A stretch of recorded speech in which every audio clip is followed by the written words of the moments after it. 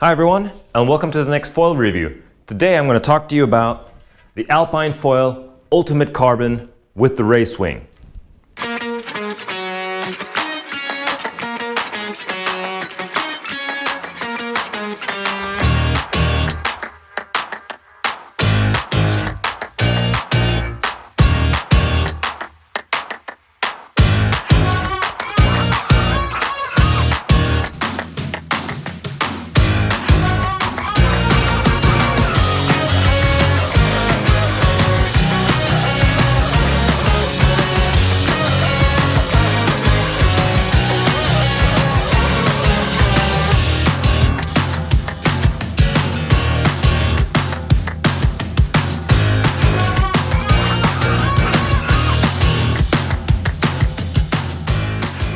Alpine is a French brand and they've been making foils for a very long time. They've had sort of a mixed past. They've had some good products, some bad products. But for 2018, they seem to have addressed a lot of the issues specifically that I've had with their foils from the previous years. The newest foil out of their factory is the Ultimate. It is an aircraft aluminum carbon hybrid foil, and this came with the new race wing. Now just right from the bat, I would just like to say this is not a race wing as per up and down racing, for example the stuff we do in Formula Kite or the Hydrofoil Pro Tour. This is more of a long distance speed racing wing, and that's why it's actually quite a bit thinner and smaller than what you're used to. So even though it's called the race, this is more of a speed and crossing wing. The one thing that's really cool about Alpine, they make really light foils. This setup weighs exactly 3 kilograms. The mast is 93 centimeters long from the bottom of the box head down to the fuselage. If you include the fuselage and the head, it's exactly 1 meter long. The mast has a tapered cord from 120 millimeters down to 110 millimeters. So from 12 centimeters down to 11 centimeters cord. It also has a varying profile depth. As I measured it, it's about 18 millimeters down to 16 millimeters. The race wing has a span of 61 centimeters and a cord of 9 centimeters. The back wing has a span of 42.5 centimeters by a center cord of 7.5 centimeters. The distance front wing to back wing is quite large. It's 59 centimeters on this setup. The fuselage itself is 83 centimeters long. The stabilizer angle is variable. Alpine supplies you with a whole range of shims, which will allow you to get a stabilizer angle from 0 to 1.1 degrees. And the same thing for the front wing, they offer you shims to again change the angle of the front wing. I prefer to have 0 angle on the front wing and 0.7 degrees on the back wing when I was riding it. The mast features the KF box, the kite foil box, which is sort of a thicker power box style of box. So let's talk about some of the features. For 2018, Alpine have completely redesigned the fuselage. The Ultimate fuselage, again, is made out of aircraft aluminum. And the biggest feature on this is here. This is the sacrificial anode on here. In the beginning, I was actually quite skeptical if this would really work. So the way I tested it was, I didn't clean this fuselage with fresh water the entire 4 weeks I was testing it. So if you compare it to when it was new and shiny to now, if you have a look at it, that is actually quite corroded, whereas the rest of the fuselage did not ever build up any salt oxidation corrosion compared to the Access fuselage that I had, and definitely compared to my Moses Zico and Axis fuselages, they're also aluminum. Yeah, nothing built up on this, whereas on all the other aluminum fuselages, so it would have built up immediately after one day. We have very strong salt water here. The Ultimate features an S-shaped mast. This is supposed to reduce or actually completely eliminate ventilation on the mast. And I did try quite hard to get it to ventilate. I had no ventilation problems whatsoever on this mast.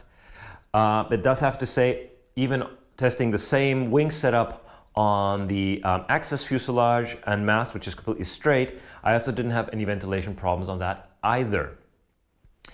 So I'm not really 100% sure if it's down because to the mast or if it's just good design and profile design of the mast. The wing itself, the front wing, as you can see, is very different to a lot of front wings on the market. The biggest thing you'll notice right at the beginning are these really large but thin winglets. All right. Now winglets are supposed to reduce drag and also prevent ventilation on the wing, and in theory also increase the lift to drag ratio of the wing, increasing speed and lift. As with all the Alpine foils, the fuselage is very long, and your distance from your front wing to back wing is about 10 centimeters more than most foils on the market. This gives you a great pitch stability. The back wing I've tested is also the same back wing as on the Axis. It has a slight dihedral and just a little bit of a flip on the tips. The tips on these are, however, quite sharp and thin. One thing that is pretty amazing on all the Alpine stuff is the amount of engineering that goes into it. The fuselage is super clean and nice and amazing. The nose, however, for some reason on these, they look a bit strange. They look like they've been sort of rounded by hand. I'm not sure if you remember, the old Alpine fuselages had a very long and pointy nose, which was sort of a safety issue. And here, these are nicely rounded, and which is a bit weird. All the rest of it's finished extremely nicely, but here, the nose itself is, and you can see there's a few little sort of bumps and angles in there, as if that's done by hand. I'm not sure if that's because they've changed all the fuselages over to this rounded nose by hand, or if this is sort of just the way that the machining works and they can't get that part just super clean. The rest of the fuselage, however, is amazingly engineered and super clean, and this time devoid of any pointy and sharp edges. The finish on the wings is also super clean. The wings are available in sort of a race finish, a matte race finish, or like this one, in the shiny mold release finish. Same thing for the back wing, and I'm assuming the mast.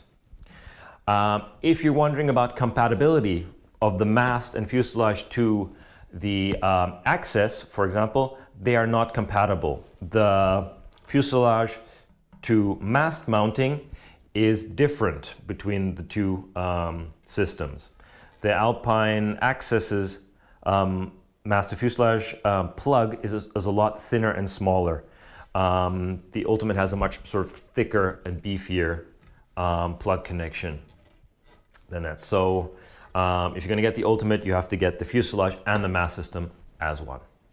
All the hardware is M6 screws with Torx heads. That's for the screws that go into the board, mast to fuselage connection, the 4 screws that hold the wings, and the 2 screws that hold the back wing. All right, let's talk about the performance. The race wing is a speed wing. It's relatively small and it has a very small surface area, so it needs a good amount of power and speed to start flying and get stable. In the beginning, I had some issues with dolphining, as most of the foils I'm used to riding nowadays have a much lower takeoff or stall speed. This has a relatively high stall speed, which is to be expected for this type of wing. Once you get it up to speed, it is quite stable. It is not the easiest wing to control. Saying that the pitch stability, like on all of the Alpine foils, is amazing. It really, once it gets up to speed, doesn't have any major up and downs. It doesn't tend to drop out or anything like that. However, there is one little bit of a weird thing with all the Alpine foils, is that compared to almost all the other freeride foils and race foils I'm used to, is that it doesn't have a very strong riding moment on its roll axis, which means normally on other foils, when you're heeled over, once you take the pressure off the foil, those have a tendency to try to return to zero to neutral, to be straight, whereas the Alpine foils don't do it as much. This is one of the things that you have to get used to right in the beginning, especially when you're doing the maneuvers, that especially in tacks, that the foil won't by itself come up out of a heeled position. So you have to sort of change your style up a little bit to do that. And in the beginning, it feels a bit weird that you don't have this sort of automatic pull up. And then vice versa, if you're coming from an Alpine foil to another foil, it'll feel strange. So you need a little bit of time to get used to it, especially in the maneuvers. The top end speed is very good. I got over 30 with it pretty easily, pretty comfortably. I was, however, testing it on a quite heavy freeride board from last year. It's not exactly the best sort of speed board, so probably with a better board, a lot more practice, and let's see, better conditions, I probably could have gotten it into the mid 30s, pretty much close to 38, 40. However, with the board I had problems basically with windage. What bothered me a little bit were the massive winglets. Now, with this size of mast, which is relatively short for sort of a race or speed setup, if you get close to the surface, those winglets have a tendency to breach, or actually already to basically suck a bit of air down and force the wing up.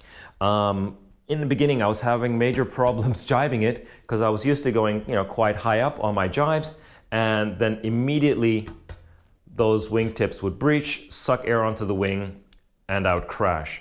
On tacks, if I wasn't careful, if I was heeling over too much, it was very easy to breach with these wingtips. There is a reason why most brands actually angle their wingtips down or just leave them out completely on the front wings. The yaw stability is actually also really good. Obviously, for agility and turning, it takes a while to get used to that extra length of the fuselage.